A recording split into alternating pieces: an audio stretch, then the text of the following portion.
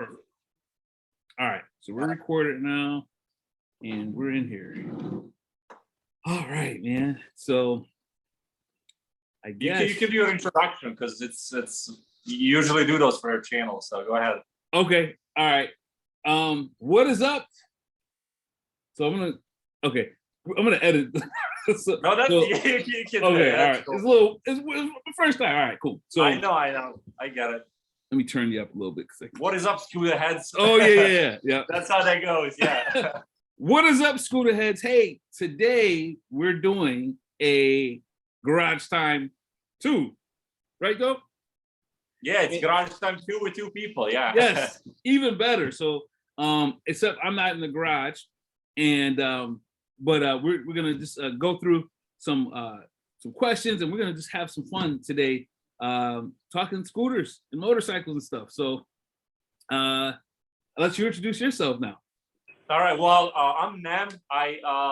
We actually, I guess I'll just give kind of a quick background of how we actually ended up doing this. Yes. Basically, I saw one of your videos on the ADV, and the ADV is actually the scooter that I wanted to get. In fact, I wanted to replace my Xmax with an ADV, and you were one of the people that I don't know if I sent you that message telling you that I wanted to do that, but I ended up posting a couple of different forums just because I love how the ADV looks. That's like the main thing about the ADV is I love how it looks, and I love the size. It's a bit smaller than the Xmax, and I was actually able to sit on one at a dealership a few months ago. So and I'm like, so perfect. It just it looks good, it feels good, and the only concern that I had was the engine. So I'm like, let me find some videos on YouTube.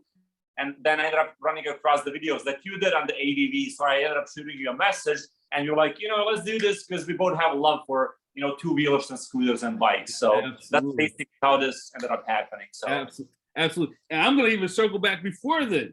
I'm going to circle back to my ADV purchase. So back in May, when I was doing probably June or May, I was doing my research for the just a scooter. I didn't know anything about scooters.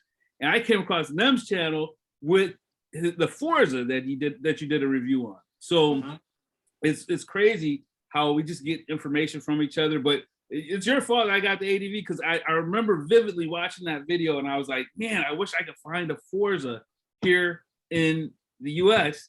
And then I was like, okay, I can't find one, but what else is out there? And then I started doing it and saw like the other Hondas. So let me ask you a question. So how come what made you get a scooter? Where did that come from? Oh, that's a great question. So my Uncle Dave, I mentioned him a couple times in some of my videos. He's the guy with the Vespa, I believe, right? He's at the Vespa, right? So he purchased his back in 2020, and he didn't have anybody to ride with. And he knows that I'm like a car guy, and he talked me into getting into different type of stuff like when it comes to motorsports. And so we went downstate to New York City to pick up his Vespa, and I was there and I started looking around. I was like, maybe. And then how it got in the middle of the pandemic where we're just like sitting there bored, like, oh my gosh, I need to buy something. And that's what kind of drove me to saying, hey, I will consider getting into a scooter or something like that. I like the fact that I like the simplicity in the scooters as far as being able to twist and go, and you're getting fresh air. I was nervous, so that was another reason why I went directly with a scooter first. I didn't want to learn the clutch and all that stuff initially. So you never ridden a motorcycle before? No.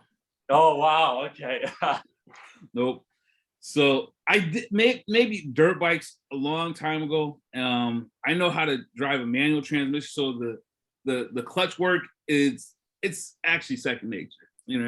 I've had some experience with that recently too. So okay. But yeah. Okay. Well, I'll tell you the story of how I got into scooters. So about 4 or 5 years ago, I'm actually originally for Europe, and Europe everybody rides scooters and whatnot. Yeah, I came to the United States. I was like 13 or so. So I really didn't have a chance to ride a scooter when I was back in Europe. I was too young. But I always have that love for scooters and whatnot. I just love the fact that they're just so easy to ride, and they're super convenient. So I'm in the US, and this was back in like 2017 or something, about five years ago or so. And I'm like, I saved up some money. I was like out of college, and I'm like, you know what? I'm gonna get a scooter. I never been on a scooter. I didn't know much about scooters myself. Yeah.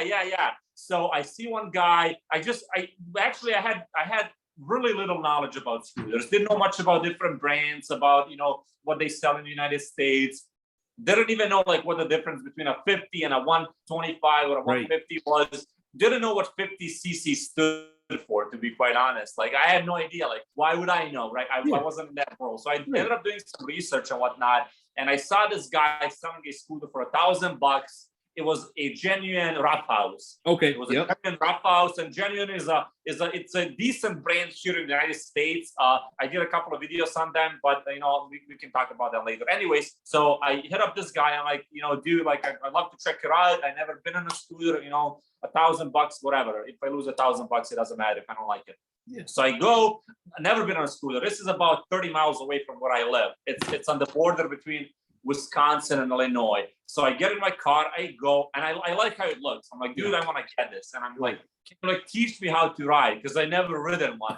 He's like, dude, like this is so easy. You just get on it, you twist, and that's it. So I get on it. I'm like, dude, this is kind of fun, man. So I leave my car there and I drive that thing home like 30 miles. It was nuts, man. I was super scared. I didn't have a helmet.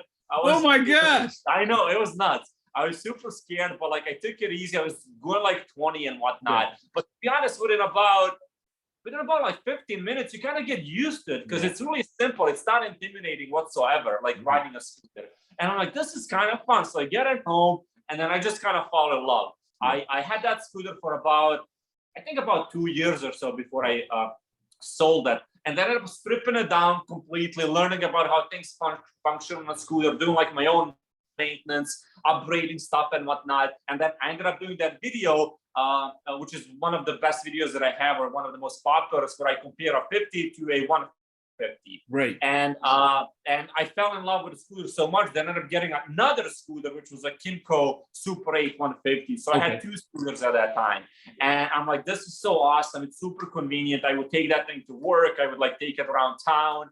And it was just a lot of fun. And then from that point on, I had 8 or 9 scooters or so. So yeah, that's kind of basically the backstory of how I got into it. But like everybody, if you're interested into getting a scooter, extremely easy to ride, really fun and like super convenient as well. So absolutely. It's so funny how it's kind of like it's an addiction almost, where it's like you start exactly. It's like, okay, let me take my money. So yeah, I know, exactly. That's what one thing that I was kind of worried about is just the fact that I knew that scooters weren't popular in the United States, especially here in the Midwest. In Chicago, you can see them around the city and whatnot. Where I live, it's kind of rural, so not a lot of scooters, a lot of big Harley guys. And I'm like, it's going to look kind of odd and weird, like riding around on a scooter and whatnot. That was one concern that I had. I'm like, are people going to, laugh at me? Like, what the heck are you doing on the street with this thing? And nobody did, actually. People thought it was kind of unique and kind of cool and whatnot. And I'm like, you know what, this is kind of cool. And that's where, again, I ended up doing research, found out about, Yamaha scooters, what they sell in the United States, Honda and whatnot, and just kind of fell in love, as I've said. And and as I've said, from that point on, I had a bunch of different scooters, anything from like little 50cc's to the 300cc that I have here, which is the Xmax. So wow. So when you told me the story on both of those, I was like blown away. Yeah. That was So basically both of these, the way that I picked them up is it's really crazy. I have the videos on my YouTube channel, but just a quick recap, I guess. For the Xmax, I ended up taking a bus ride of like 14-15 hours to Kansas City from Northern Illinois, because the lady had it for sale for $3,000, which was just insane considering like new, they're like about $6,500 bucks. And this was new. It was new. She had like 300 or 400 miles on it. She just had it that summer. She bought it in like July, and I picked it up in September. She's like, I don't like it. I don't want it. And then for the Super Cub, the dealerships in Illinois had them on a sale just because they weren't selling well. So I'm like, you know what? I had like $3,000 just kind of saved up. I'm like, I'll get it because it's just so goofy and whatnot. And I just like how it looks. So, but to go back to the ADV that you had, when at that time, so before the ADV came out, because I think that came out in last year. 21, yeah, the black. It was a charcoal, like a black one that came out. Yeah, yep. Yeah. When that came out, I was like super excited. I'm like, this is the best looking scooter that I've seen, and in my eyes, it's actually better looking than both of these guys, and pretty much anything that's for sale in the United States. And you know, I ended up doing some research, ended up reaching out to you and whatnot. And the only reason why I kind of, you know, stopped myself from getting one is because everybody has told me that the speed on the Xmax is it's just better. You know, it's more convenient to have something that's kind of faster than the 150. So what's your experience actually with the ADV? Yeah, so just to kind of piggyback on that. So my ADV riding it, my favorite time to ride is like when I'm going like through the city. I live in a kind of a rural area as well, so I've got a lot of roads that are like 55 miles per hour, and so I'll circle back to that part. But my favorite time to ride is like early in the morning. I'll usually go like downtown or in areas in the city, like different parks and stuff like that, and I like it because you don't see, everyone else has either sport bikes or Harley Davidsons, things like that. You don't see many scooters here because I'm upstate. I'm not downstate. Like I'm sure downstate they probably have more scooters, but up here you don't see them. And so people stop and ask questions like, "Oh, what is that?" I was a little nervous at first when I was like, am I going to be a dork or something like that? I know, that's how I felt. But I'm at the point, I'm married, man. I'm not trying to, like, I'm an old guy. Nobody's too impressed. Exactly. Like, who cares? But my wife, she was like, I'm not getting on the back of that thing with you. I said, okay, well, whatever. But in like driving in the city and things like that, it's perfectly fine. Like I can leave most stoplights and good to go. Where you start running into some challenges is on these rural roads. So sometimes I don't feel like taking a 20-minute ride. I'd rather ride out here in the rural area. And like I said, a lot of the speed limits are about 55 miles per hour. Yeah. And I never forget the first time I was on one of those roads. I was actually going to a dealership that's not too far from me. And I got this thing pegged at like, so I'm at about 55. I start at 55, and then there are like a line of cars behind me. And so I'm pegging this thing. I'm like, and it does not like that. It's for an extended amount of time. And so I end up pulling over. I'm like, I'm gonna let these people pass me, and I'm gonna go a different way. It maxes out at 72, but that's like, I think a good correlation is like we don't drive our cars at their max. Exactly. You know what I mean? And so that's designed, the ADV 150 is designed to, I think between 0 to maybe 50, you're good to go. But once you start getting past that, it's the way that the acceleration climbs, it's not fast enough to be, in my opinion. I know this is not going to be popular, but it's not. I don't think it's the safest at those speeds. Especially in the US, especially in the US. Because exactly. I've seen a lot of videos with guys like in Asia and whatnot, where they take around the country, but like the speed limit is like 80 kilometers, which is like, I don't know, about 50 miles or so. For that, it's fine. Yeah. But like you said, I took my Super Cup actually on a couple of trips on those rural roads where the speed limit is like 55. Nobody goes 55. Everybody's going 70 on the rural roads. So you're just you're just making people mad. Like they're behind you, and like you said, you kind of have to pull over and then have them pass, and then you get on the road again, and then there's another line behind you. So it's a lot of you looking back and whatnot, not feeling safe, as you said. But in the city, the Super Cup, which is kind of a similar thing to the ADV, it's so nice. It's ideal. It's easy to hop on and off. It's just fun. When you're at a red light, you just peg it. You're faster pretty much than any vehicle that's next to you. So from that aspect, it's a lot of fun. But if you live in a certain area where you need that speed, then you need something faster. So and most of, I've got, I would say a lot of the roads around me are 50. Like they're like state roads that are 55 miles per hour. Yeah, that's where it's a little challenging. But it's. And I think the important thing is with any scooter or motorcycle that you purchase is kind of knowing where you are at, how you're going to use it, and then say, okay, here's some options that are going to be a great fit for my use case. You know? Exactly. I think that's the most important question that you should actually ask yourself. A lot of the questions that I get from like people asking me, like posting comments on the videos is like, what should I get? What's the top speed? And I'm like you have to ask yourself, like, what is your usage going to be of the machine that you need? If you're going to be in a city and you'll never get out of the city, then, you know, maybe even a 50 is okay. But if you plan on taking the bike on the roads where the speed limit is 55, like a 50 is just not going to do it. Like that's, you can't take a 50 on like a road where the speed, I mean, you can, but like it's a terrible idea. Yeah, you're putting yourself at risk. Yeah, there's a lot of risks. With a 150, it gives you a bit more flexibility.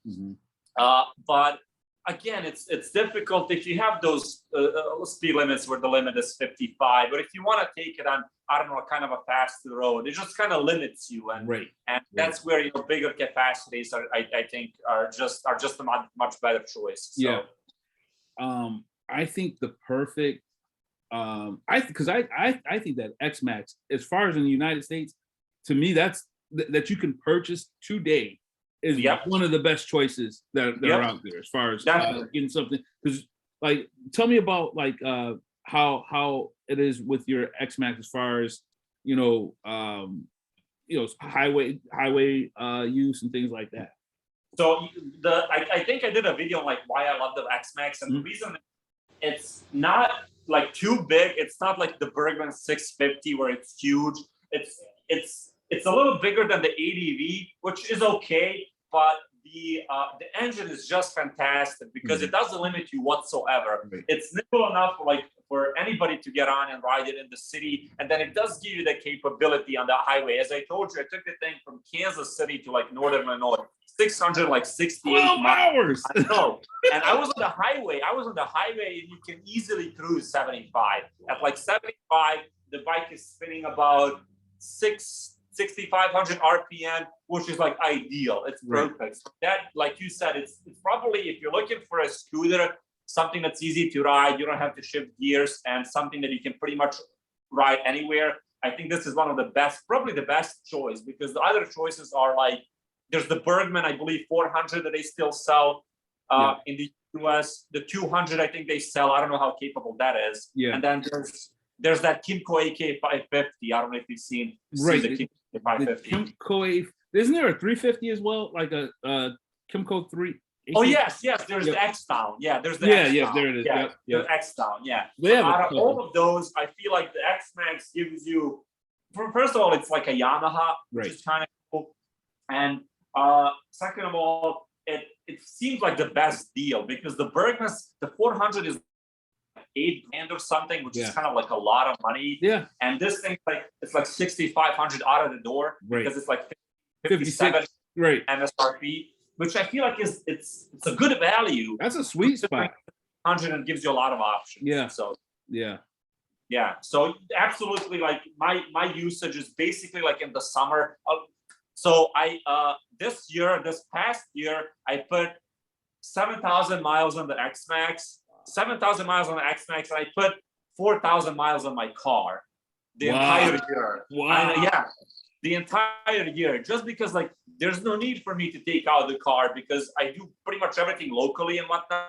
I just get on the X, go to work. When I was in grad school, go to school and whatnot. It's just so easy. Like if I want to go play basketball or tennis or whatever, I just get on the Xmax. It's so nice. And that's only, I ride it about 8 months out of the year. Like if I could ride it year round, like there is really no need for me to have a car. It's just, I have to, because I'm in the Midwest. So, and you've got storage. You want to take your family somewhere, like it's just easier to have a car and whatnot. But like, it's such a good way to like get around if you're just by yourself. It's ideal. It's so nice. I've seen because I know with the X-Men, how many can you fit 2 helmets in there, or how many is? Yeah, you can fit one like full size helmet. Actually, let me show you something that make you laugh. Actually, so when I got the Super Cup, I'm like, I have to get a helmet to match. That's awesome. I got this half half helmet that's like red and white and matches the colors of the Super Cup. So I can fit this guy and like my big helmet, the full-size helmet. You can't really fit two full-size helmets. Right. But you can like a half helmet and like a full-size helmet as well. But that's plenty. It's decent. It's really nice. Yeah. And there's a lot of room. There's a lot of room underneath the seat, which is another thing that's kind of perfect about scooters, is they give you that convenience. Like I take it shopping. Like I take it shopping. I take it to the grocery store because I can fit a lot of stuff under the seats. Wow. So yeah, it's really nice. And I assume it's the same case with the ADV, which is why personally, if you want something for in town, I feel like the ADV is probably like one of the best choices. Yeah. No, the ADV, I love the fact that as far as storage, you cannot fit a full face helmet in it. Oh, you can't? You cannot. No. Oh man. No. You can do a half, but that is one of my gripes about it, is that you can't fit a full. Nope. Obviously you get a top case, for it, but but out the, as it is, you can't. There's a section where, it's got a little strap where you could hook your lock it. You can hook the helmet to, like, it's like a little strap that comes out of the seat. Okay. And it's okay, but you don't want to. I know for me, I don't want to scratch it up and stuff like that. But it's but like groceries and things like that, you could definitely fit in there. It's just that you got to take that helmet with you, or you strap it to the side, or get a top case. So that's okay. Oh yeah, I didn't know that. Yeah, again, Xmax. Yeah, you can put two helmets. It's really nice, man. It's awesome. Like it's if you need like something that's kind of quick, you don't have to shift gears. It's like super comfortable to ride. Like the Xmax, I feel like is a really good choice. I'm sure that like the Bergman is also really good, but like I can't really justify spending like $3,000 over the Xmax for like 100 more cc's, and I don't really think that the Bergman 400 is that much more capable than the Xmax, anyways. Yeah. So. I what I found with a lot of these scooters is that it's kind of like because I'm a big car guy. It's kind of like and even I found that this is even happening with me a little bit, is you kind of get a certain, like, out of the manufacturers, you might like certain things that manufacturer provides. And I'm starting to see that's kind of, I'm starting to maybe fall into that a little bit. I love the fact that the ADV, as far as fit and finish, and it's a Honda, man. It's a Honda. So. It's got some cool features like the keyless remote, everything's LED. I think overall it's a great package.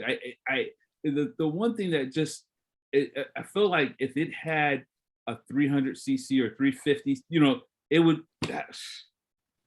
be a real, even here in the States, I think it would be a big contender.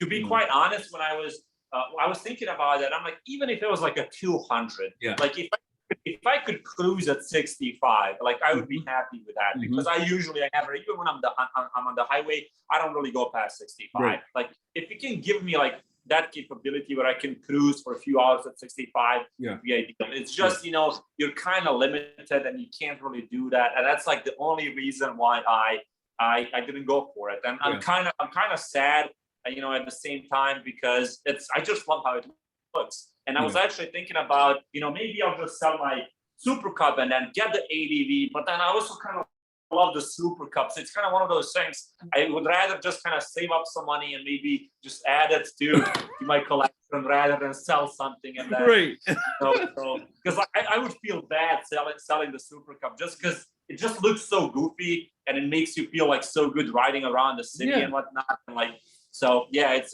kind of tough and whatnot. Yeah. So I don't know, maybe in a year or so, if I save up some money, who knows? Yeah, I think that's where I'm at too, because I've discussed this on my channel, but I got rid of my ADV, and so I think I'm a 2-bike person though. I would like to have the 80. I probably should have kept it, but I was at the point where I was like, what, I want a different main bike. And I am considering once once I can get my wife to not remember that I purchased the last one. I'm thinking about the Honda Navi though. I think I'm gonna put that. I think I'm gonna get that as the second bike. Yeah, the Navis. I follow a couple of Facebook groups on the Navi, and people love it. And I think one of the reasons is obviously the price, which is 1,800. Well, it's not really 1,800. That's one of the videos that I did, which is that's one thing that kind of annoys me. Is companies that advertise something at a certain price, you go to the dealership, it's like, even with the ADV, I think it's 4,300. Like 4,300, that's a good deal for the ADV. But like when you go and you pick it up, it's like maybe 5,500 or something like that. Maybe even more than that. Yeah, so you do a warranty, and then obviously your tax and setup. I got mine before they started adding that extra surcharge. Okay. But still, I think I was like 53 out the door, something like that. I got the extended 1,000 over the SRP. Right.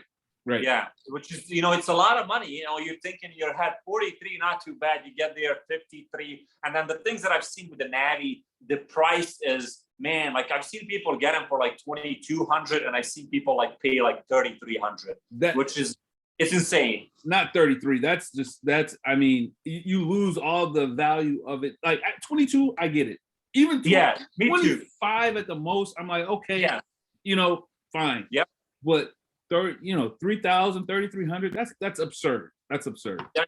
As the one reason why I think it's also kind of insane is because if you look at the used market, like 3,000, man, that can land you. I got this guy for $3,000. That's the thing. Like, and you can't really compare the two. Like, not at all. I know, for like 25, stretch to 25, it's a new bike, it's really cool and whatnot. Like anything after that point is kind of like, man, I don't know. And especially because like I did a ton of research, and I saw that you did a video on the Navi as well. I did a ton of research, and then apparently they were actually making the Navi and selling the Navi in India. And in India, that thing retailed for like $550. And I get that they have to ship it over, and there's like taxes, but like, if you're paying $2,500, man, that's like 5 times what somebody pays in India. And I just kind of feel like I'm getting ripped off. Yeah. It's like the same bike, and I'm paying 5 times as much. I know, and this is what the other thing I was thinking. I was like, okay, it's very popular right now. I was at a dealership the other day. They had one. I saw your video. I should have asked, but I was caught up in something else. I should have asked, like, yo, what's the out the door on? What are you guys charging as far as the out the door? But I think, this time next year, when people are like, with half the motorcycle communities hibernating, this is going to be a great time to get a great deal on one of those, probably as far as on the used market, or even at dealerships, depending once it's not as on fire as it is now. To be quite honest, I also think that a lot of people are just buying it because it's cheap. And I feel like that novelty factor is going to wear off soon. Like soon they'll like kind of realize, it's in my garage. Like I don't use it and whatnot. Let me just get rid of it because it's just sitting. That's at least my opinion on what's going to happen, just because they're selling a ton of these. Like dealerships, man, I see them get them in, and they're like the next day they're sold out. And I'm like, they're just buying it because they're cheap. Like when people do that, the used market is going to get flooded, which is good for people like me. Right. If we're looking to get it and don't pay like a super high. I'll give you 1,200 today. What do you want? It's just sitting in your garage. I know. Exactly. So it's again, like you said, if I was actually, so the funny thing is I was chatting with a buddy of mine yesterday, and a dealership about 50 miles from me had that poopy color one. Okay, nut brown. My opinion is like the best color for it. I don't know if you like it, but in my opinion, it's the best one. I like that. Yeah, I like the color. I love it. And they had it. The only charge they asked for is a 99 documents charge, plus the 300 for shipping. There's like another 100 added. The surcharge. Yeah. So the out of door price is about like 2,400. I'm like, man, like, should I go? Should I pick it up? And then I'm thinking, I'd have 3 bikes then, and then I'll have like 2 really slow bikes. Like, do I really need that? Like, do I want to go and impulse buy it? So I thought maybe I'll just wait, ride the 2 bikes that I have, and then maybe next year, like you said, if it comes up on the used market, for like 1,800 or something and pick it up and whatnot. So, yeah, and another thing is like the Navi is really awesome. A couple of things that I hate is it's carbureted. And I don't know, some people may not agree with me on this one, but I had a couple of carbureted scooters prior. Man, it's just a headache when you're like in the Midwest, it gets cold, you let it sit for like a month and it just doesn't want to start. And then you have to take the carb out, you have to clean it, and it's just kind of a hassle. Plus the whole thing that you kind of have to let it warm up, and it doesn't want to, you know, the engine doesn't sound as nice if you get on it immediately. It's just a little bit annoying and whatnot. Oh yeah. So it's I like don't know starting up a snowblower. What's up? It's like starting up a snowblower.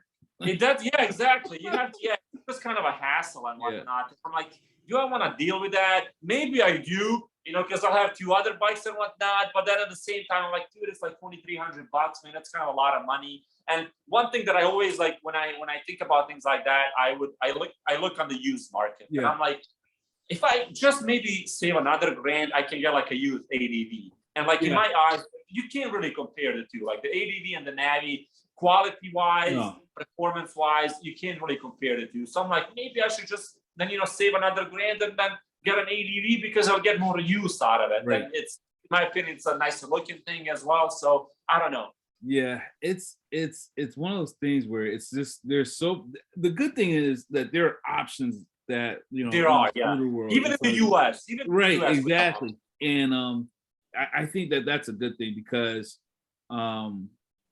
at first glance, you know, I know when I was looking for the ADV, at first glance, I was like, there's not a lot out there. You know, there's not a lot of scooters and things like that. But if you kind of pause and say, okay, there are actually a lot of options here in the States. They are, exactly. They are. That's one of the things that people kind of ask me. And obviously, there's more options like in Asia and Europe. And sometimes, you know, I see people on different forums be like, you know, I wish we had the X ADV, which is that big 750 that Honda makes. And we wish you did a video on the 350, which I don't think you're getting, you know, in the United States. I'm like, I wish that too, but then you kind of have to realize how small the market in the United States is. And taking that into consideration, we have a ton of options. Like, I was reading somewhere that in the US, we get this, like the two-wheeler market, the scooter represents about like 2 or 3% of the sales. Taking that into consideration, we have a ton of options. That's crazy. I know, it's kind of crazy. What are your thoughts on actually on the fact that scooters are really popular in the US? I think that you know, it's one of those things where it's hard to say. I know this is Harley world over here. You know what I mean? And so I bet you if Harley Davidson came out with a scooter, I know I think so.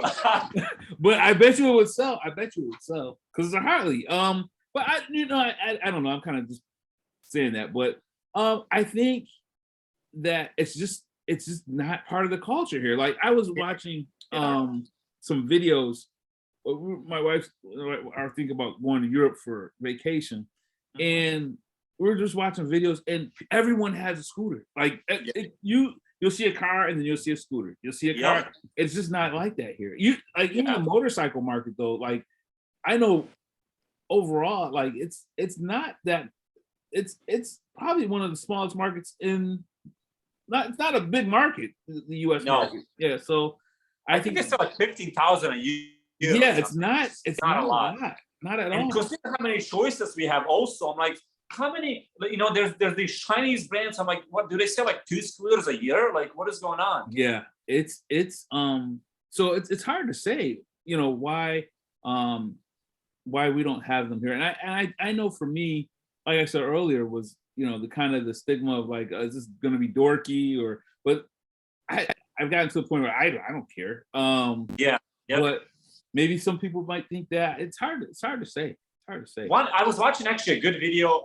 Ari from he was on a bunch of different channels. Now he's with Revzilla. He's an awesome guy. Probably one of my favorite YouTube guys.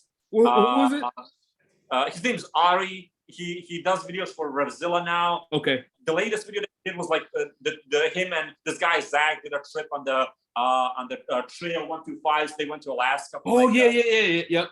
Exactly. He did a video where he talked about how him And there's, I don't know if you've ever seen Fortnite's Fortnite. videos. Yeah, Yes. he did the Bergman recently. Yes, he did. He did. Yep, But dude, that's the best channel. That guy is, he's super intelligent. His knowledge is immaculate, and the way that he does his videos. Oh my gosh, I just like, I'm sad that they come out once a month or so. I know. It's the same feeling. I'm literally like, I get on YouTube and like I type in there, I go into their channel just to see if they had done something. Yeah. I'll even watch their videos on gloves and whatnot. Oh yeah, just because they're so it's interesting. They are so interesting. But anyways, to go back to the point that I was making, they were making a point that in the United States, bikes are generally seen as this luxury item. You don't use a bike to use it as a as a vehicle that you commute to, from work and to school and whatnot. And that being the case, people want something kind of nice, something that's, fast, that looks good. They can take out on that twisty road. And, with a scooter, you can't really do that. It's more of a vehicle that you use, in the town. It's convenient. It's easy to get on and off, gets you from point A to B and whatnot. And I get that. In Europe and in Asia, they use it as like a main vehicle. In the United States, that's not a case, even though it'd be kind of cool if it was. But I guess that's what it is. So do you think the barrier though is because I know like with 50cc motorcycles in a lot of states you don't even need a motorcycle endorsement.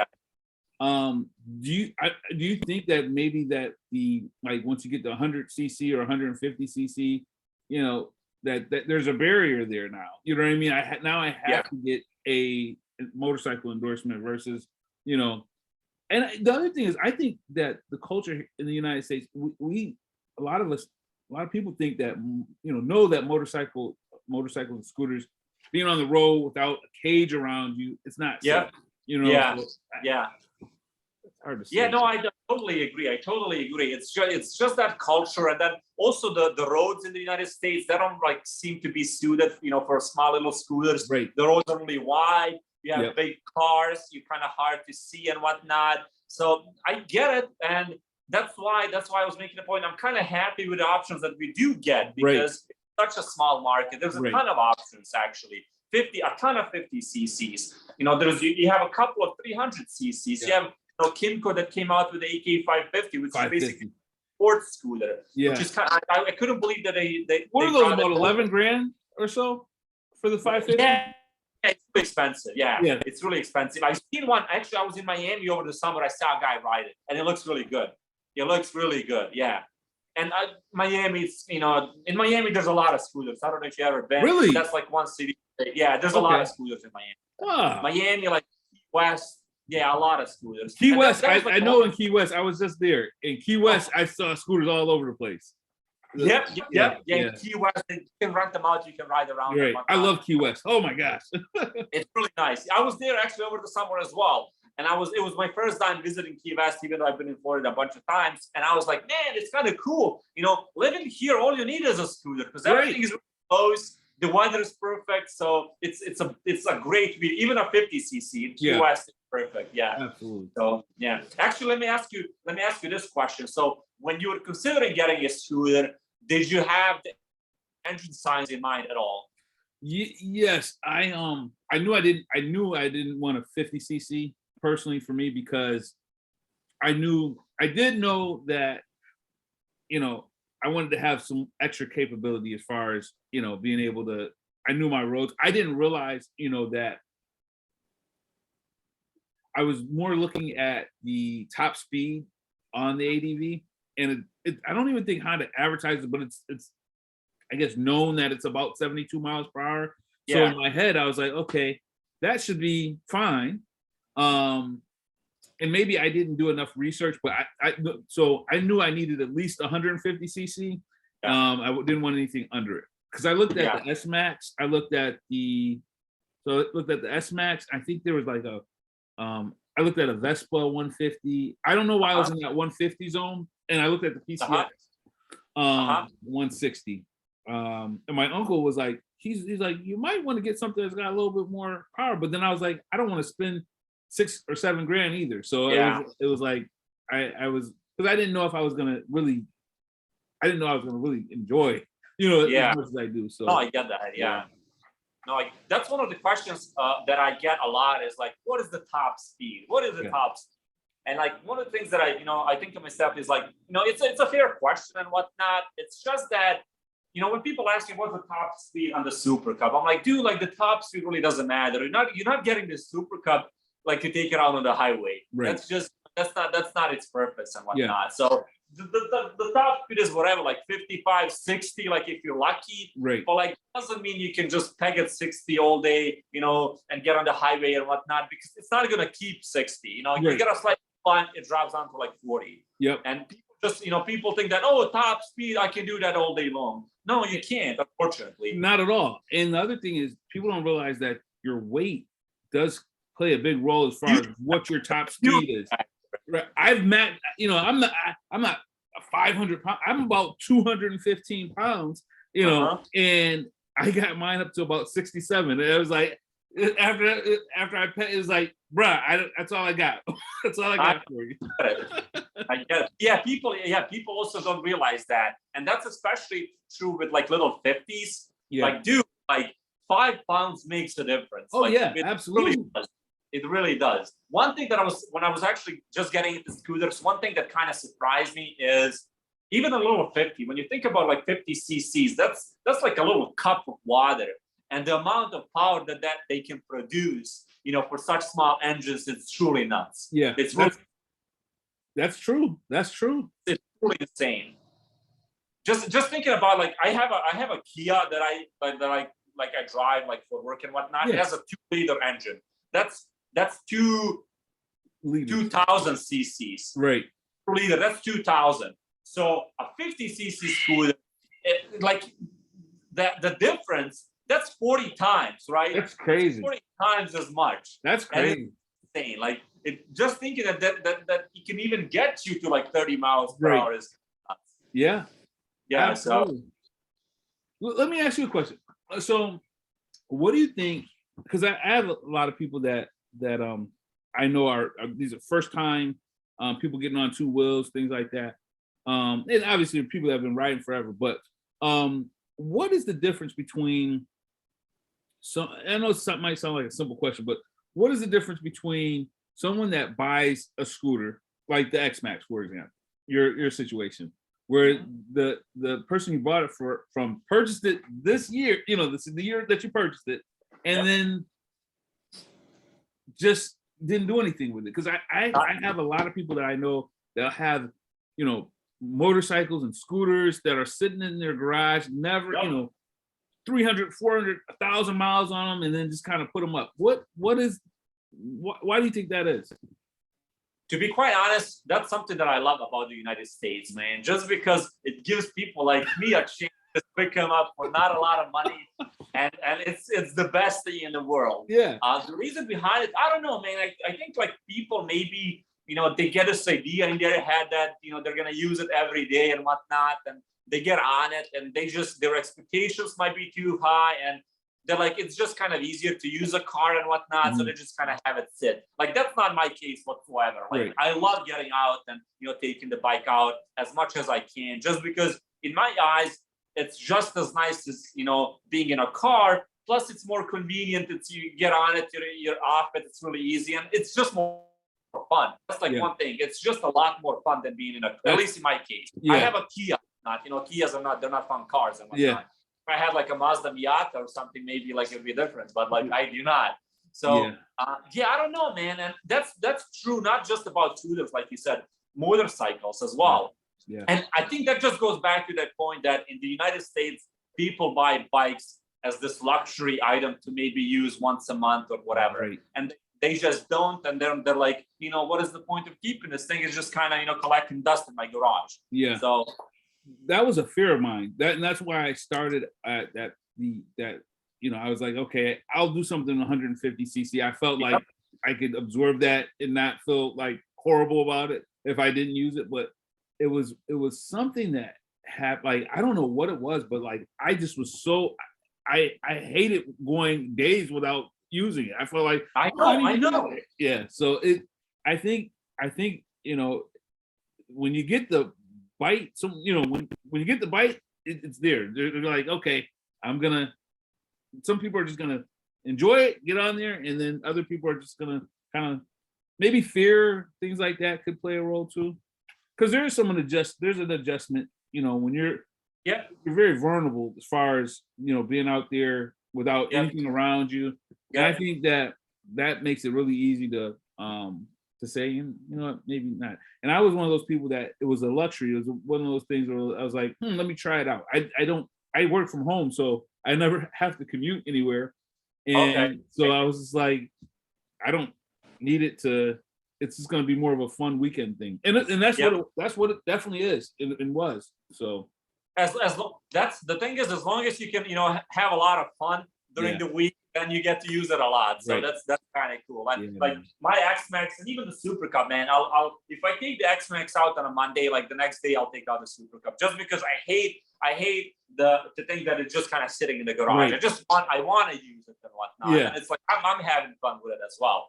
So I don't know, man. It's the market in the US it is kind of weird, but again, as I've said, it gives people like me, if you do like bikes and maybe don't have a ton of money to spend, a chance to pick them up at a great price. I was just looking at a Rebel 250. It was like a 2014 or so prior to like this update, and this lady is selling it for $1,200, which is it's so, and the bike has 255 miles. What?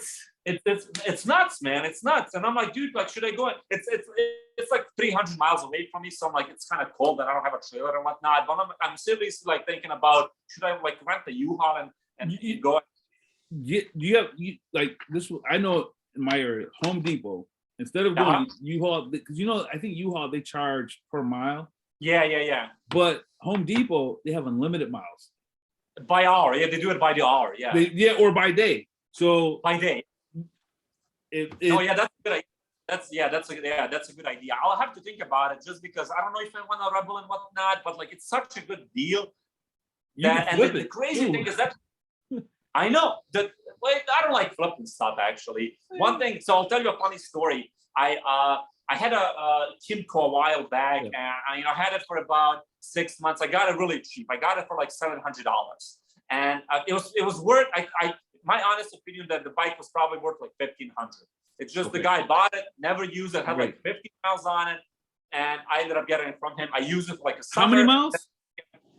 How many miles was on it? 50. It had 50 miles on it. Yeah, it was insane. It was nuts. And so, anyways, I used it. I put about 2,000 miles on it during the summer. Ended up getting something bigger, so I put it up for sale for. I think I put it up for sale for $500. I got it for like $700. I put it up for sale for $500. I just wanted to sell it. This guy sends me a text message. He's like, "Dude, I want it. My wife wants it. It's so awesome. Don't sell it to anybody else." I was getting a ton of messages just because it was kind of cheap. I'm like, "Yeah, dude, I'll keep it. If you're gonna give it to your wife, that's kind of cool." So he comes the next day. He picks it up. Takes it back. Whatever.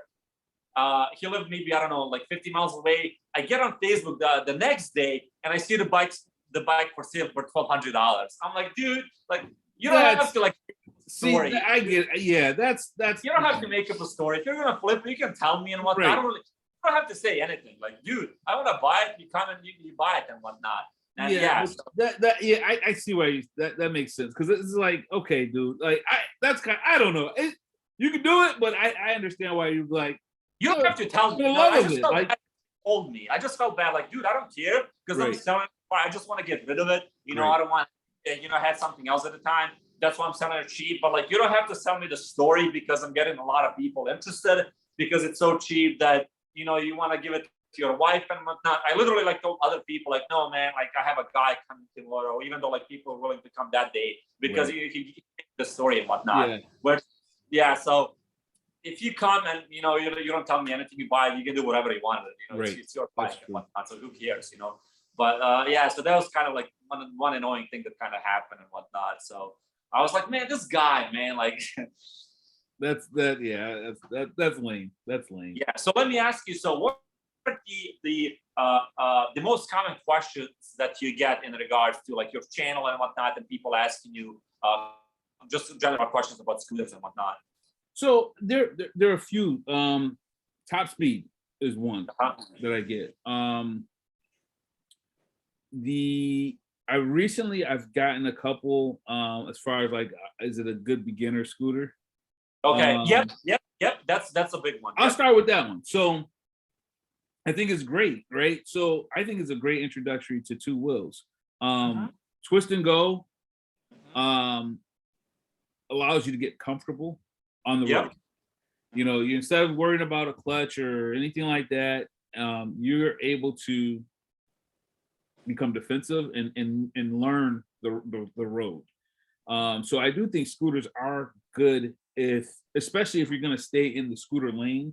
And I don't know necessarily that someone would need to start off at the price point of the ADV, you know, the $42.99. That's kind of a premium thing. It is, yeah. So I think there are a lot of good options that are out there that are less expensive, especially when it comes to like, I know, what was I looking at? The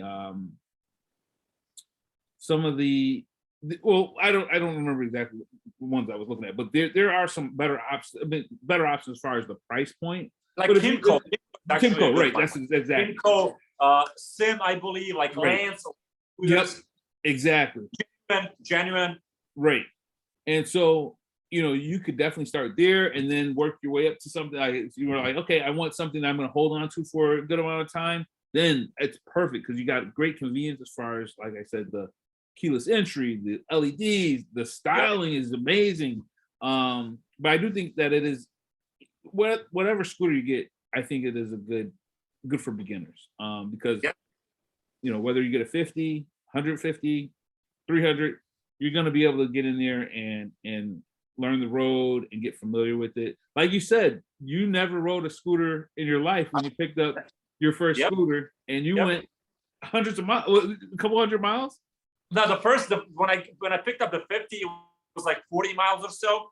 But still, dude, like 40 miles. That's like everyone. It was, you know. But I got used to it within a matter of like 15 minutes and whatnot. I was comfortable on it. You know, this is kind of fun, and I liked it. Yeah, I really did. So, I think the more people experience that, the more people will have on two wheels, and I mean that, to me, that's huge, right?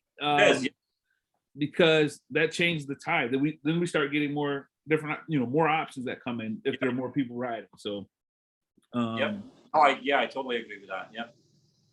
Actually, before we go ahead, would you just mind if I go grab my charger just to plug in my phone? No worries. Yeah. No problem at all. Or if you want it running, it doesn't really matter. But good, brother. All right. Yeah, I'll be right back. All right, cool.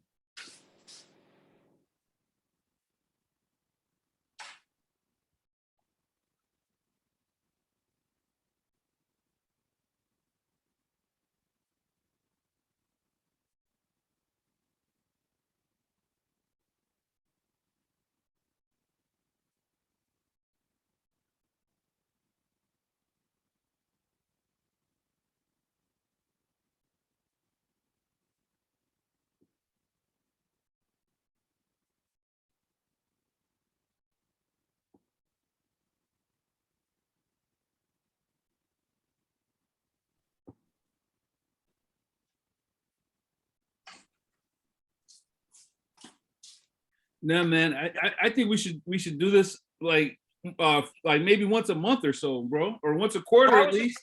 I was just thinking about that, considering it's our first time. I think we're doing pretty good. Oh yeah, man, absolutely. It's a fun conversation as well. So, and you know, the thing about it is, I don't have, like, even my friend group, I don't have people that I can sit and talk scooters with. My uncle, I know. I can talk to him about them, but outside of that, I don't have too many people, you know, that I can talk to about this stuff. So it's awesome, man. All right. You want to just go to the next one of the next topics? Yes. So the other one we touched on this earlier. Can the ADV go on the highway? My answer was maybe. That's a big one. On a lot of videos that I've seen about the ADV, can it go on the highway? Can it go on the highway? My answer is maybe, right? You know, this is how I would look at that.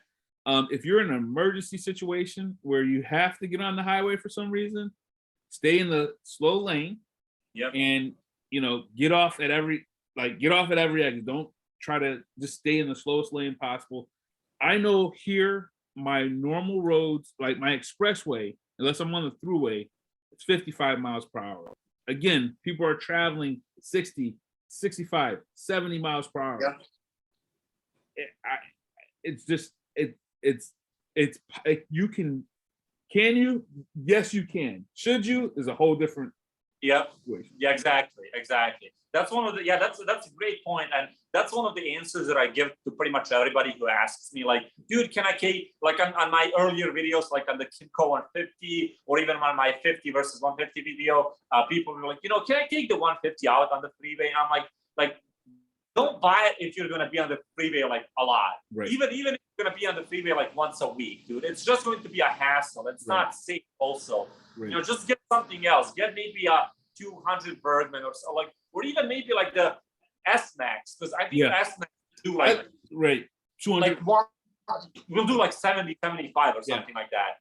So it's just, it's a difficult question to answer, especially if somebody wants to get that 150 because maybe of the license, whatever restrictions their state or whatever it is. So it's a difficult one, and also the money and whatnot. You're gonna have the money to get maybe something bigger and whatnot. So it's kind of a difficult thing to answer. But you made a great point. You can if you need to sometimes, but like don't buy it for that purpose. Exactly.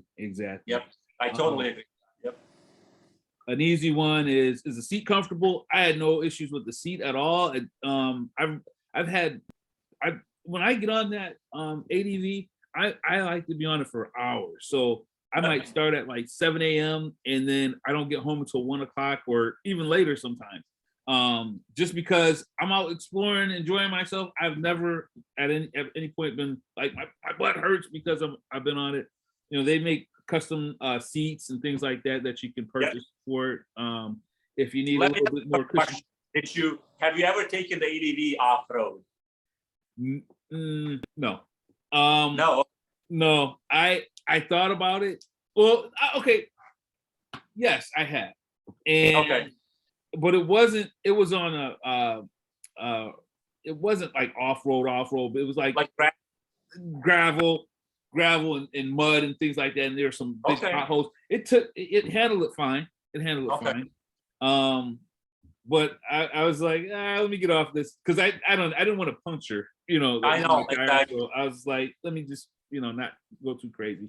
I was gonna record that. I think I did it on my video that I did about it was the purchase. It was either I did a video on my purchase process for the ADV or the scooters I considered when I was shopping for the ADV. But either way, I did it, and I didn't like how the film came out, so I cut it out. So, but yeah, I've been on it, and I think there's more capacity there. I definitely was kind of more like roll through the road and not, it was like, let me get to the other side so I can be done with this. And I chickened out and kind of didn't want to worry about a puncture or anything. I've seen some videos on YouTube of guys like basically, taking the ADV out on some major like dirt roads and whatnot, kind of the heck out of it. And the bike took it really well, to be quite honest. So like a little scooter, it handled. There's actually a guy, Zach, which is one of the guys who did that Alaska trip. He actually took his jumping on it, and I don't know if you've probably seen that video. Can he off-road? That's what they named the video. The off-road, and he was jumping that thing, like doing wheelies and whatnot. And I'm like, dude, that's impressive for a little 150 scooter. Yeah, absolutely. I think I'm just afraid to break it. You know what I mean? But clearly, it didn't he fall on? I think he fell off. I think he did. Yeah, he did. He's like, where are my gear? Whatever. Yeah, right. Like, whatever. Those press bikes. Actually, that's a question. Have you ever dropped a bike? No. Okay. Me I almost did. I was coming on. This was when I first started. I was coming up to an intersection. There's a car coming, and I was like, okay, they're about 6 car lengths ahead. I got time, and I don't know what happened if I held on the throttle or slipped or something, but it almost got away from me. But I caught it. I was like, oh, okay, and then you know, after that little pucker, I was like, let me stop and slow down. Oh yeah, no, that's good. I never dropped any of my bikes just because I'm usually really cautious and whatnot. And like you, and that's one thing that I always tell people, like, you know, be cautious and whatnot. Don't abuse the thing, especially like if you're new to riding, because you can fall off easily. Oh, absolutely. A lot of us, like, we don't know what the heck we're doing most of the time. So like, you learn the ways and whatnot. Learn your bike. Absolutely. Learn the bike, and then that way, you know, gain some confidence. So, and it's okay to take your time with it too. You know what I mean? It's not totally like you don't have to be Rossi out here. Just, you know, and learn it. You know, throttle control to me is one of those things where I'll give you an example. I rode my Uncle Dave's Vespa GTS 300. And that, when I first rode it, I didn't have my ADV. And I was like, I was still getting used to the sensation of speed without anything around me. So I was like, oh, okay, all right. So I didn't really have an idea of how that power was. Then I got on my ADV, and the thing about the ADV, as soon as I got on it, I felt comfortable. You know what I mean? And I was like, oh man, my throttle control is linear. There's no surprises or anything like that. And then I got back on his 300 GTS, and the throttle is much more twitchy on that than on the ADV. But I noticed the big difference between, you know, I think it's 278 cc's versus the 149, and that's a big difference. It'll mess you up because you're like, oh shoot, I know. What have I been missing out on? Especially on that Vespa, because that's not like a huge bike, right? Not huge, and then, you know, it has a big engine, man, and that thing will do like 80 miles per hour, and you're like, man, like that's quick, man. Like a little Vespa with like 12-inch wheels, whatever they are. That scares me, man. Those 12-inch wheels. I know. But, you know, talking about Vespas, to be quite honest, if I had the money to get one, I would. There's something about Vespas, man. It's just, I don't know what it is. It's just, I don't know, maybe it's just because they started the whole scooter thing and whatnot. Because that's when you think of a scooter, that's what you think of and whatnot. I love the design, man. Like, it's just they're so expensive. It's pure. It's pure. I think it is. Yeah. It is.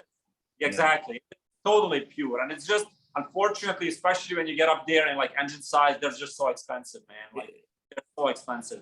That 300, like new, that's probably like 10 grand or something, like out of the door. I think, don't quote me, but I think they were like 72, and then you're out the door stuff. You know what I mean? That's still a lot. That's still a lot, man. It's a nice bike, but it's a lot of money. And it's a lot of. I think see, I like the Vespas, but I think it's like I don't know if the style for me is one of those things where I like the more Xmax style or ADV, that type thing. No, I get it. And that's what we were talking about. He's like, it's just, and that's the great thing. There are options for both, you know, people that like different, all types of stuff. One thing, speaking about the West, but the reason why I like it, again, being from Europe and whatnot, when I see one and whatnot, and I close my eyes, I'm like picturing myself somewhere like in Italy, driving to like a vineyard and whatnot, like with the villas in the background. Right. Even like, I don't have and whatnot. I get that vibe from a Vespa. Oh, absolutely. So that's why I love them. They're just, and that's one thing that, let me ask you this actually. So do people ever ask you for like recommendations? Like, what should I get? Like, what should I go with? The closest I've had to that was someone asked me, you know, what do I like better, the GTS or the ADV? So what do you like better? Yeah. So I think it kind of goes on with what I was saying. To me personally, I like the style of the ADV better. But I like the performance on that Vespa GTS. You know, it's one of those things where it's a noticeable difference. You know, it's like, especially when you're back to back, it's like, and I'm sure you see that difference with the Super Cub and the Xmax. Like, yeah. You can't compare the two. Yeah, you can't compare the two. It might be kind of weird considering the ADV and then the Vespa are kind of similar in size. So you're like kind of, oh, maybe, you know, maybe it is the same. And you get on it, it's like, oh, this isn't the same. Totally different. Totally different. different. But you have different, and the ergos are different on both of them too. So it's one of those things where I feel like you sit higher on the Vespa than you do on the ADV. So you're kind of like top of the bike. Right, yeah. Exactly. So that's just an adjustment. But I think you know, if I had to choose between the two, I would still. I told the person, I said, you know, my subscriber, I was like, yo, I would still choose my ADV 150 out of the two. Personally. I would be quite honest. To be fully honest, even though I love Vespas, I see something as kind of like a collectible thing where I can just have it in the background. It looks kind of cool. A piece of art. And yeah. So another thing that I wanted to ask you was in regards to the design, because the ADV obviously isn't a step through, right? I mean, it has that hump, just like my Xmax, right? Right. But it's a step through where you can just kind of step through. So what are your thoughts on the scooters that, you know, have that kind of a hump in the middle versus a traditional step through? I prefer that personally. I do too. Because it looks like a motorcycle. Right? Exactly. Yeah. The ADV, when I first looked out, I said, this thing looks like a sports bike when I first saw it. It does. Exactly. And I love that. That's one thing that I love about the Xmax. Yeah. Just it has that hump and whatnot. And then if it just had like a flat floor, it would kind of look awkward. And I love bikes I love scooters that are obviously step through. But it's just like the sitting position when you're like this, it's just kind of awkward. And for me and whatnot. Me too. And I think that's I think that was definitely a draw for me. I was like, this is a scooter, but it's kind of it's outside of that traditional scooter. Yep, exactly. Vibe, yep. You know, that's one of the reasons why I find the ADV to be like literally the best looking scooter that's at least you can get in the United States. I just, you know, the front is like really aggressive. It looks really nice. It has that hump where it's not a step through. It just makes it look really good from the side, and then it obviously looks awesome from the back as well. And again, that's one of the reasons why I think it's obviously the best in my eyes. When people ask me nowadays, like, what should I go for? I need a 150. That's like the obvious choice. If you're getting a 150 and you have the money, obviously, right? You have money to spend. That's my top choice. The next choice, like a Vespa, if you have the money. But like, that's the best choice that you can have in the US. Yeah, I think that's the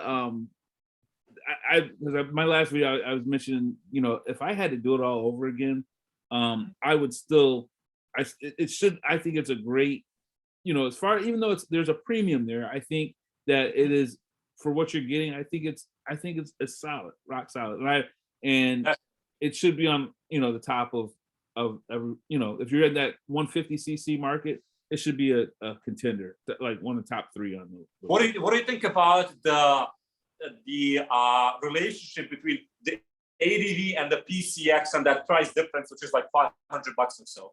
I think I think so the PCX, because I looked at the PCX as well, and I think that the price difference, I almost think it's fair, because there's I'm trying to explain this the best way I can. So I think because the PCX is what, $37.99, something like that, yeah, and then $42.99 for the so I think if you love the style of the ADV 150, that $500 is nothing. It's nothing. Same. It's nothing. But that's actually how I feel, and I do love the style of the ADV much more than the PCX. When I was because I cross shopped them, and I was going to buy a PCX if there was, because I had to go either. They had one real close to me, a PCX, and I couldn't get into the dealership for some reason. They were like give me the runaround, and I'm like, is it in that? And I was very close, even though I wanted the ADV, but I said, man, I don't have to drive all the way to Pennsylvania. But then that was before I actually saw the ADV in person. And when I saw it in person, I was like, "Oh no, man! There's no comparison. This is the one. This is the one for me." So again, and obviously, if you like that aggressive style, I don't think there's a comparison. No. Whatsoever. Just yeah, the in my eyes, the PCX is kind of simple. It's kind of like a gentle thing, really generic and what. It's a great bike. Like I ridden one actually. When was this, like 3-4 years ago, and I thought it was a good bike. The seating position was kind of like you said on the Vespa, you're kind of sitting up high, like you're on top of the bike. Versus on the ADV, you're kind of like a part of the bike. Right, you're in it. Like a motorcycle in a sense. Yeah. And that's again like $500, man. Like just go ahead and spend the extra 500 if you have. Right, and definitely worth it.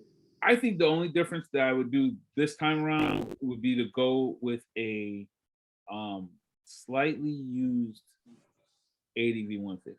Yeah. So instead of providing it brand new, don't worry about, get something that I'll pay $41.99 or $42.99 for one, like from a private sell, or I mean, obviously you can get them cheaper than that. Probably, I would say, $3,500.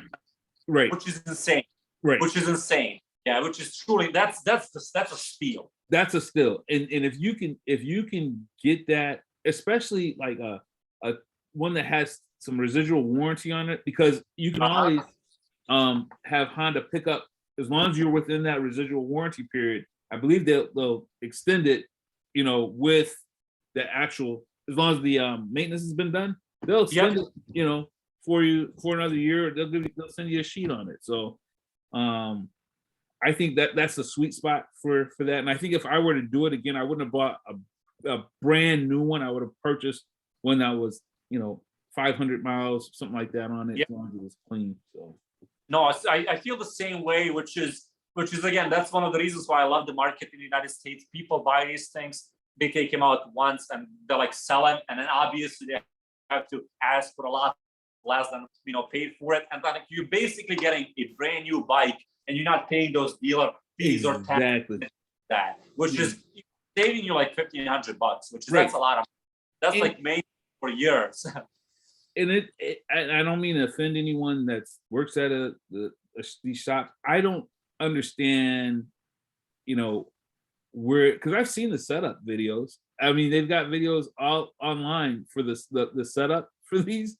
They're putting it's just the mirrors, man. Checking the tire pressure, oil, and the battery, man. Yeah, I know. And test riding it. And it's like $500. Right? No, that's crazy. That's crazy. I know. That like you said, that's one of the things that kind of annoys me, and it also kind of like pushes me away from that dealership. It's just kind of I immediately get a negative image of that dealership, and I just kind of stay away. Yeah. Even though that's not a proper thing to do, and it's not the fault of the salespeople and whatnot. Right. But it just that vibe, and I'm like, dude, I'm just gonna stay away because I don't think you guys are being fair. Right. Even though I said it's not their fault, they're just doing the job and whatnot. Right. They have that, unfortunately, but it is kind of annoying because there's another dealership that's not charging those fees. And exactly. You're like, well, why I go to them? Right. It's just kind of like what you said with the Navi. Like we're seeing ranges from $2,200 all the way up to $3,300, $3,500, which is insane. Yep. That's just it is. It's truly insane, and unfortunately, that it is what it is. If you have the money, I feel like then whatever, it doesn't or whatever. But even if I did have the money, I feel like, dude, I don't want to get screwed just because it's sometimes that kind of principle thing. It's like, dude, I don't want to feel like I'm being taken advantage of by somebody. Right. So, and I think the thing is I don't ever want to be screwed over, as far as pretty much double what that's double out the door essentially. But the thing about it also is how long are you going to keep this, right? So if you're in a situation where you're unsure, it may be worth it to get, especially I know in my case, I didn't keep my ADV as long as I had planned to, and like I said, if I could have done it again, I would have bought a slight, because they had used ones out there, and I was like, no, I want a brand new one. But I know that's how I feel too. And that's the same feeling. I'm like, I want a new one. I want to be the first one to get on it and whatnot. But then you're like, man, should I be paying $2,000 for over the MSRP for a new one, and right. kind of like, but buying used, again, as I've said, man, like especially in the United States, it's awesome, and it's truly awesome. There's a ton of options. People, fortunately for people like us, you know, they'll buy them and then they'll just take them out once and then they'll put them up for sale. Absolutely, absolutely. You know, for people who you know, who want to save up some money and then basically get a brand new bike, it's truly amazing. So, absolutely. Right, so. Did you get any other like questions in regards to your ADV or? Let me see. I got beginner scooter, storage on the Honda ADV was I would say adequate, with the exception that you can't have the fit the full face helmet. But you know, that could be, you know, if you're okay with a top box, that's what I would do. Just put a top box on there if you're worried about storage. Those were some of the questions that kept floating up. I did get one more question about and we kind of touched on this a little bit as far as space for your feet. And there's plenty of space. I think I'm about a size 10 and a half. I never had any problem with my foot falling off or anything like that. You got two rest areas, one in the front and then one directly underneath you where you can kind of rest your feet. So that was on point there. What about you? What are some of your questions? One question I wanted to ask you, something that kind of comes up a lot when people ask me, is did you do any maintenance on the ADV yourself? So don't laugh. Oh, well, I did do some maintenance. No, I didn't. I didn't do any maintenance. Nothing. Okay. Because I caught my ADV at the end of in the middle of the season. So I put like 550 miles on it. So I didn't even get to the 600-mile maintenance on it. Right, exactly. So that'll be the next owner's responsibility there. But so what are your thoughts on, for example, doing maintenance on your own versus taking the bike to the dealership? And I do all of my maintenance on my own. I learned how to do it. Obviously, YouTube is the best thing ever because you can watch videos and whatnot, and you can just kind of teach yourself. The reason why I do that is I had a really bad experience taking one of my earlier bikes to a dealership where the guy, and this kind of pissed me off. So he was checking out the carburetor on one of my little 50 cc's. So he takes the seat out, loses a bunch of screws that keep the seat in place, doesn't put them back in, and charges me like $60 to tell me that the carb was okay. And I'm like, dude, like, can you at least like put the screws in? And he's like, oh, stop it, I don't know where it is. And like, since that happened, pretty much every single time I've ever needed something done on a scooter, I do it myself. I just look up manual. I have service manuals for my bikes. I'll go on YouTube, I'll go on forums and whatnot. The only thing that I don't do myself is tires because I don't know how to do that. Right. So what are your thoughts on like doing maintenance on your own versus taking it to a dealer? I think it's one of those things. I'll say if it's something that you feel comfortable doing, go for it.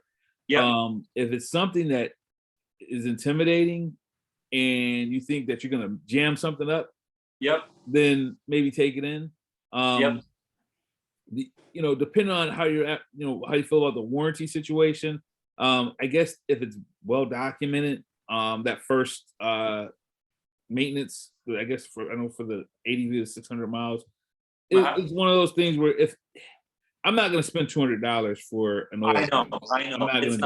I'm not going to do it. And that's pretty simple. I kind of have the same principle about like my cars too. Like, so for example, if there's something that I'm comfortable doing, I'm going to do it. But if it's something that's like I'm not going to take any chances when it comes to, so I'll give you a quick example, totally unrelated to cars, but my G37 had a issue with, it was a gallery gasket issue. I knew what to do to fix it. The problem is that there's so many intricate parts to that. If I would have messed something up, I could have destroyed the car. Same thing how I feel with my scooter or motorcycle. If there's something that's beyond my scope, I'm gonna take it in. I'm gonna take it in. But I'm gonna try. I'm gonna at least try first. No, that's how I feel as well. One thing that I like to say is that when it comes to things like oil change and whatnot, like gear oil change, that's fairly simple. the brakes or changing the coolant, obviously, because ADV is liquid cooled, so is the Xmax. I feel like that's fairly simple that anybody can do. Right. And I basically taught myself how to do those things, and like now I can pretty much do them like with my eyes closed. Right. Like, changing the oil, you just drain it and you pour the oil in. Right. Like it's so easy.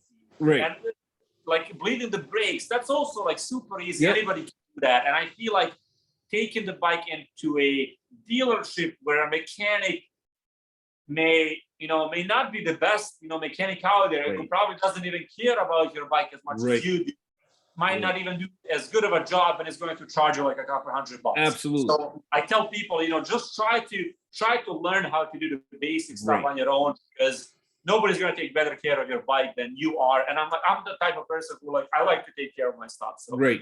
Absolutely. I agree 100%. It's one of those things you if you are comfortable, or even if you're not comfortable, like learning, learning how to do it. I'm working on something. This is kind of not off topic too much, but my there's at my grandparents' house, there's a Suzuki, I think it's called a Trail Hawk or something like that. It's 1972. And I remember this thing when I was a kid, like looking at it, wanting to ride it, but it's been sitting in their basement for 40 years, 30, 40 years.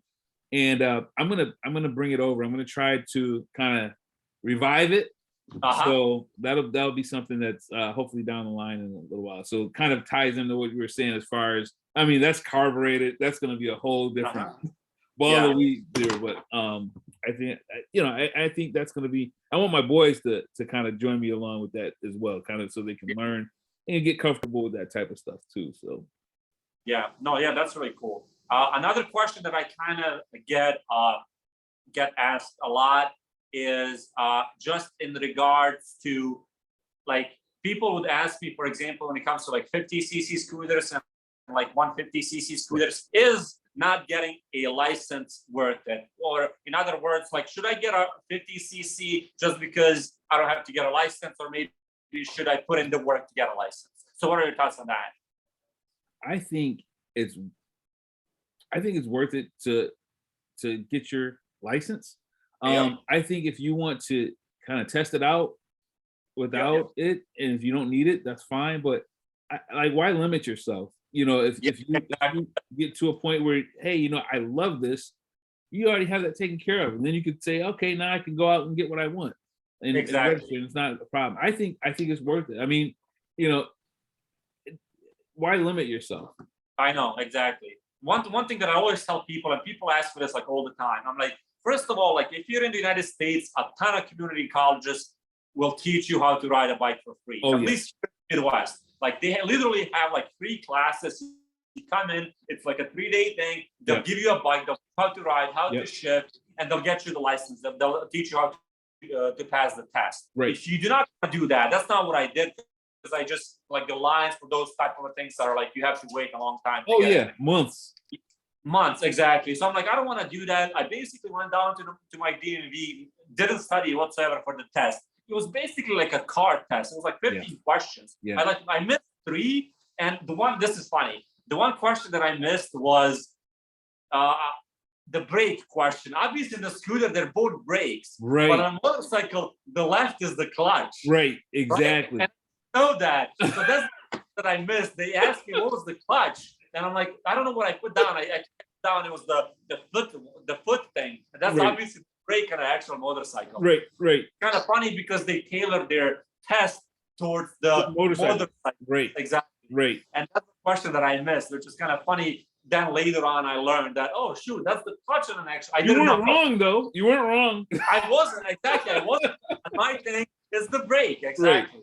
Right. I know. So, but that was kind of funny. But basically, I went down to the DMV, took the test, got like 12 out of 15. That was a pass. Right. Came in the next day with my scooter, got my endorsement. It was that simple. Yeah. It was so, like, when I came in, I think you have to have at least 150cc capacity bike to get that M endorsement. Right. At least in Illinois. Like, my bike was it was a 150, but it was a 149 because it wasn't like a full. They didn't ask me. The guy didn't even ask me. He's like, "Oh, what is that?" I'm like, "Yeah, it's a 150." Oh, yeah. Okay. They don't know. And it was so easy to pass the test because I was on a scooter. Yeah. So definitely, he said, don't limit yourself. You know, take an hour to go down to the DMV, pass the test, or even take the class if you want to actually learn how to ride. Right. So That's what I did. I went. I took I had it. While I was waiting for my tags to come because I purchased out of PA. I went and got my permit.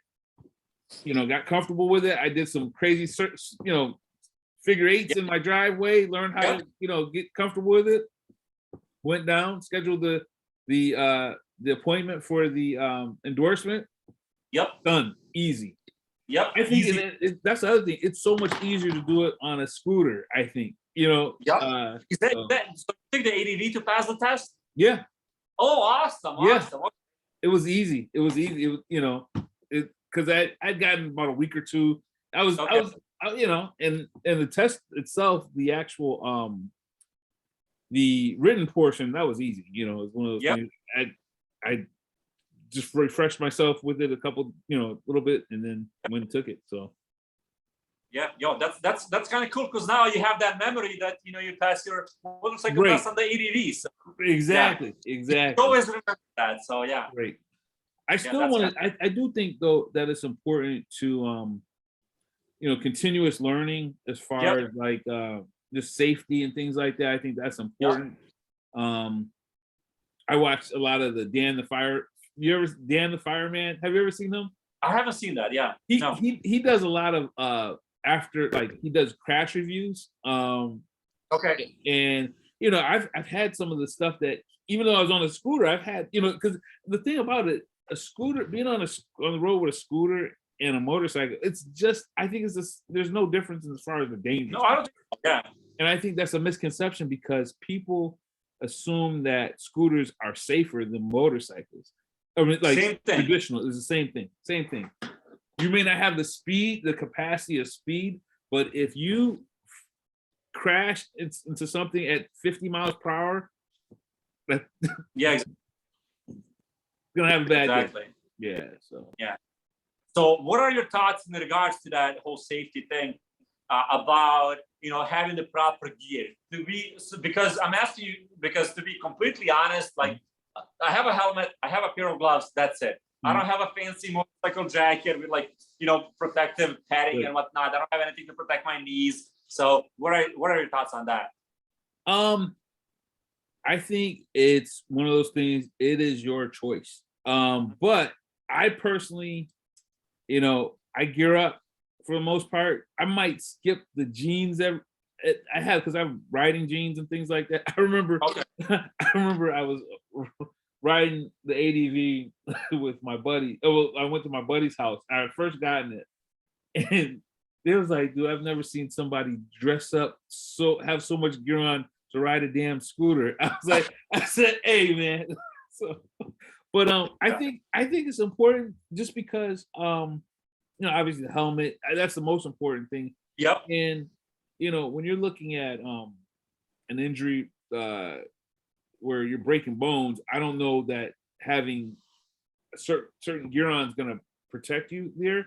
I think for me, it's more of the road rash, though. If that's why I wear my my gloves. I make sure they have the leather, and the jacket. I want to make sure that if I slide, I've got it's not my skin being eaten by the ground. I like to wear gear.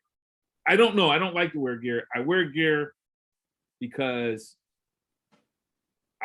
if I slide, I don't want any of that road rash. I would love to not wear gear. There've been times when I wanted to go, like, to walk at the park or something, or the reservoir, and I've got all this crap on, and I'm just like, what am I gonna do? I can't put it anywhere. So what are your thoughts? I wear a helmet. That's like my go-to. And one thing that I'm going to point out is that in the scooter world, I've seen a lot of people put a helmet on and not bother with a strap, which is that it's just pointless. That thing's just gonna fly off your head. That thing will roll. Dude, yeah, exactly. So, like, please, like, put the strap on, tighten that thing so that thing stays on your head. God forbid something happens. So that's not worth it. Scooter crowd, especially like when I was down in Florida, with the rental crowd, with the renting system, like they would just put it on, they're like, they're out. I'm like, no, man, nothing happens. I never forget when I went to Key West. We were there. We went on a cruise there, and I could live in Key West, man. I was such a chill vibe there. It is. Oh, great. It is. Oh, it's fun to do, especially like when you used to live in like in the northern part of the United States. Go out and me when we get these bitter, cold days and whatnot. Great. And you get somewhere always so nice. You get kind of jealous and whatnot. I'm like, oh yeah, no, I'm definitely jealous of those people in Florida, in parts of California. Oh man, yeah. So let me ask you another question. This one is in regards to taking long trips on a scooter. What are your thoughts on that? I think that that to me is a goal, right? Yep. I would love to be able to take, I would probably start off. I'm not a beast like you, 600 miles, but like I wouldn't mind doing starting off with 100, 200 mile trip. Kind of stay at somewhere nice and then ride back. I definitely think that depending on the roads, your Xmax is perfect for it. And I think that there are routes that you can take where you can pretty much do it with a lot of, 150cc scooter, but you just have to be more purposeful as far as the roads that you're taking, I think. No, definitely. Have you checked out this? I think it's called it's the Scooter Cannonball. Have you seen anything about that? Yeah. So they did something like that. They went across the country, I think. There's a lot of channels on YouTube that I follow where guys, take their little scooters and ride them across the country, and I think it's really cool. It's kind of to see people kind of enjoy life in that aspect. And I've done that multiple times. Obviously, the biggest journey that I took was that 608 miles where I had to get the bike back home. But I took journeys of 400 miles in a day on the Xmax, and it's a lot of fun. And one thing that I love about being on a bike or a scooter or whatever is that it just makes you more aware of the things that are around you. When you're in a car, for example, I think this is a good example. I get in my car, I go to work. If you ask me what I've seen on my way from my house, I can tell you. When I'm on the bike, I just notice stuff. Because it's kind of open. Right. You get that, and it's just a good feeling. It's weird because I know exactly what you're talking about. There are places that I've been that I drive by in the scooter in the car, and I don't think twice about it. But when you're actually, I if I was in real estate, I would find so many different properties just because you miss them. It's oh my gosh, this was crazy. Exactly. And I think that's one of the best things when it comes to just kind of enjoying the scooter or enjoying your motorcycle. It gives you that, which is really nice actually. And that's what draws me to using my scooters pretty much every single day during the summer, because every time I take it out, it's kind of like a journey. It doesn't matter if I'm grocery store or if I'm going to work or whatever. It's always kind of a journey. It's always a lot of fun to do that. So absolutely. Now, do you ride? Do you ride with a lot of people ever, or do you have? Unfortunately, none of my friends actually are into riding, or they don't actually even know how to ride. So 99% of the time, I'm just kind of on my own and whatnot. But I don't mind it. I don't really mind it. Sometimes I'll take my girlfriend on the back of the Xmax. We'll go visit a state park and things like that. But majority of the time, I'm on my own. Do I wish I had somebody to ride with? Yeah, I do. Yeah. One of the reasons why I have two bikes is I literally tell people, dude, just get on one of my bikes. I don't care. Just you can choose. Let's just go ride together. And people are not as enthusiastic as I am. My kind of nervous about it. I'll tell you a story. So when I got my first scooter, the 1150cc, I get it home. Next week, my buddy comes over and I'm like, dude, try it out. And he's like, okay, I'll try it out. He sits on it and he's like, okay, this is fairly easy. He gets on the throttle and he's doing his little thing. It's I want to stop. I'm like, dude, just let go of the throttle. And he didn't have that muscle memory. So Right. he was pushing the throttle back and then holding on the brake. And the bike, yeah, he almost fell. He ended up on the grass, ended up hitting my garage, but he didn't fall down. And he's like, I'm never jumping on a bike again. I'm like, man, like, dude, like it's you gotta give it a chance though. You know what I mean? It's one of those things where like, okay, and it's not something you want to ever rush. You want to say, all right, I've got an hour to sit to try to, understand this. Yeah. So he was like the only one who was interested. Everybody else not really interested, which is kind of annoying. Yeah. So I people like on whatever forums, like people hit me up on YouTube. They're like, dude, man, let's ride and whatnot. And like once a year I'll do that, but like majority of the time I'm just kind of on my own. What about you? So the only person the only person I've ridden with that has an interest in it is my Uncle Dave. And he was recently gotten married. So him being able to get up like and say, hey, Unc, I've been married for 10 years. So my wife's just like, be safe. See you whenever. And he's not there yet. So he's been a little bit more busy as far as, being able to get out. So 90% of the time I'm riding by myself. And I find that it's peaceful, but it's fun. It is fun. I like riding with other people too. You know what I mean? Just because, especially if you both enjoy, it's like, let's go grab some, go here, stuff. Yeah, it is awesome. So for this spring, I have a buddy of mine. He lives in Chicago, and he likes bikes. Okay. And for this spring, we have some things planned out where we're going to I'll take my Xmax. He might take his bike, he might take the Super Cab down road, sure. And then we're going to explore some of the local state parks around like the Mississippi and whatnot. And we're trying to awesome. Well, yeah. So hopefully we get to do that, and I'm really excited. So that's one of my goals this upcoming spring and summer. So we'll see how that goes, but I'm really excited. So that's awesome, man. Yeah, man. So did you have any other questions in regards to like what people ask you or?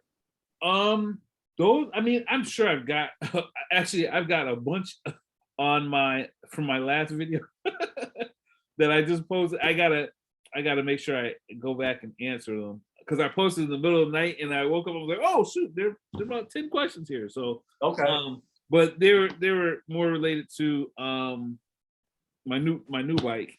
Okay. No, so let me ask you a question actually. In regards to your obviously now you got a motorcycle and whatnot. Well, when are we gonna drop this? I can tell you, when are we gonna upload this? Oh, whenever you can upload it tomorrow. It doesn't really matter. All right, because I haven't announced the bike yet. They don't know if it's a motorcycle or a scooter yet. Oh, okay. Yeah. Well, obviously, if people follow you on Instagram, they know it's a motorcycle. Right, exactly. And that's the thing. I was like, good thing I haven't posted too much Instagram. I don't think I've ever put my Instagram logo on YouTube. Okay. So I thought about that. I was like, yeah, everybody's gonna know if they go on Instagram. I'll plug that next time. let me ask you a question in regards to the difference between riding your ADV and your CBR. Yes. So it's a different beast, man. You're on it. You're part of the thing, yeah. Right. The power difference. Yeah, you can compare that, yeah. Right. So it's hard to explain. I'll tell you, it was like, the first time you got on a scooter? Yep. It's very similar as far as that experience when I was on the new bike. Yep. So it was like a whole different thing. The clutch,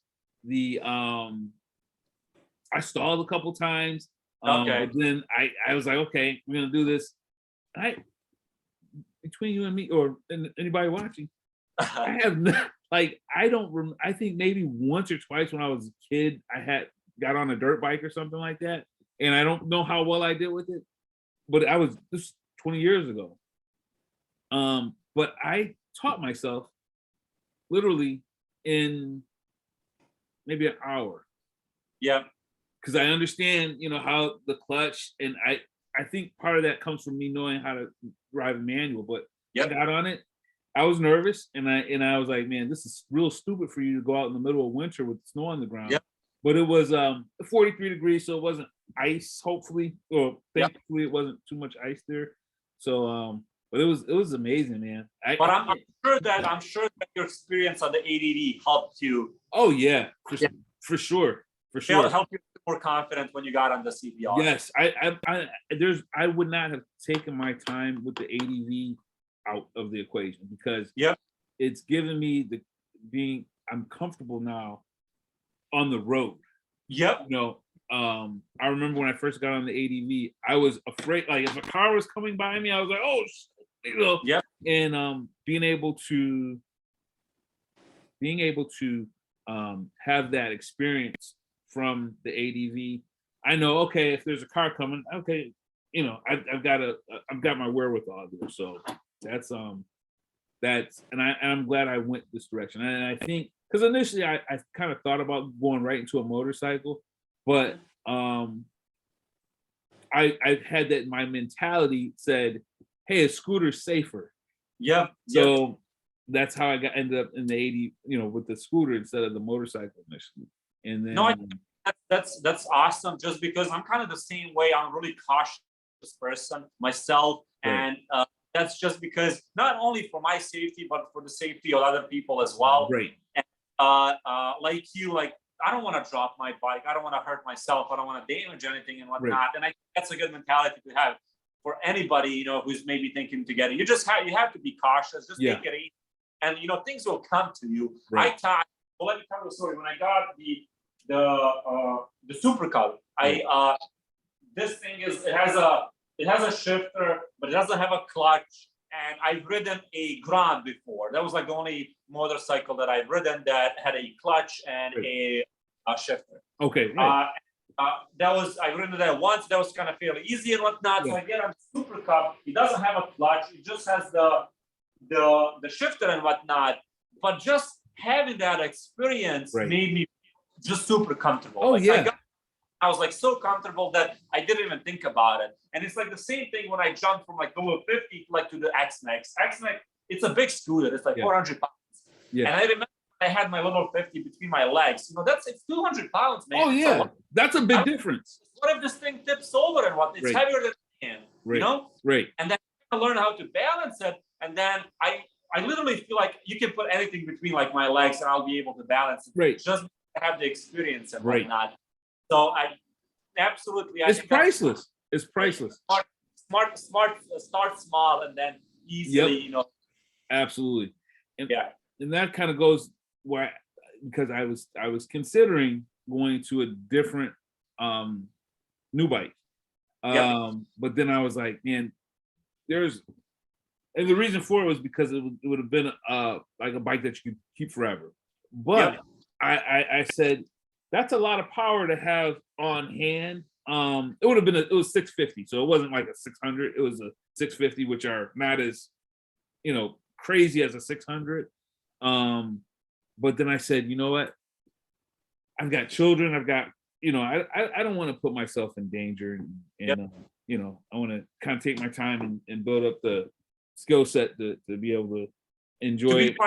Like the 500, at least in my eyes, in my opinion, and I know a lot of bike guys and whatnot. I talk to some of them, and they'll usually tell you like, you know, you want something with, you know, you want something that's fun, that gives you the rush. That's cool and all and whatnot, if you're that type of person, if you're seeking that adrenaline.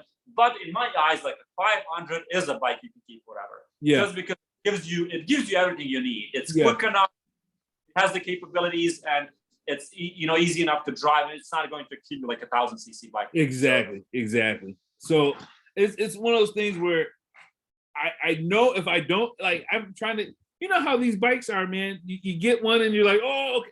I know. You know, if I could, I think if I could keep this one and be perfectly fine with it, I will.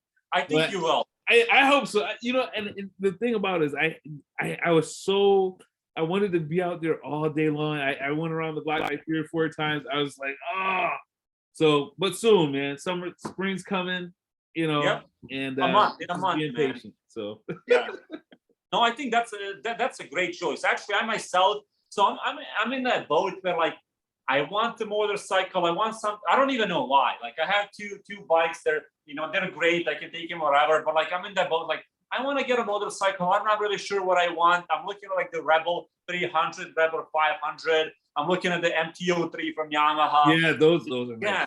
So I'm thinking like, what should I get? But to be quite honest, the CBR, the 500 line from Honda seems like one of the best options that you can get, just because you get great performance, you get good build quality, and then you get that Honda reliability, which is it's awesome. You got to do it, man. Get you a motorcycle too, man.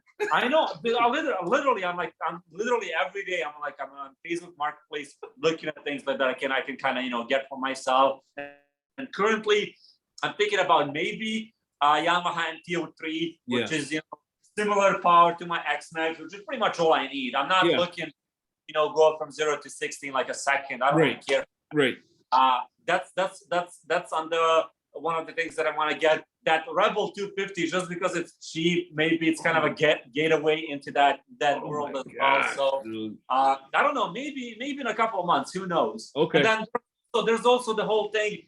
The Navi's kind of cheap. Should I maybe just get the Navi? But that's not an actual motorcycle. So there's and you have so much money that you can spend. Right. So it's exciting though, man. That's the best thing. Like I want to I'm definitely I want to have at least 2 bikes.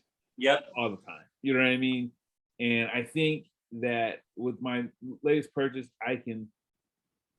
I'm gonna either I think I'm gonna follow my what we were saying about going used for my second bike. So I'm gonna probably get something online, or if I can find a good deal on something, like I might want to try something different, a different type of scooter.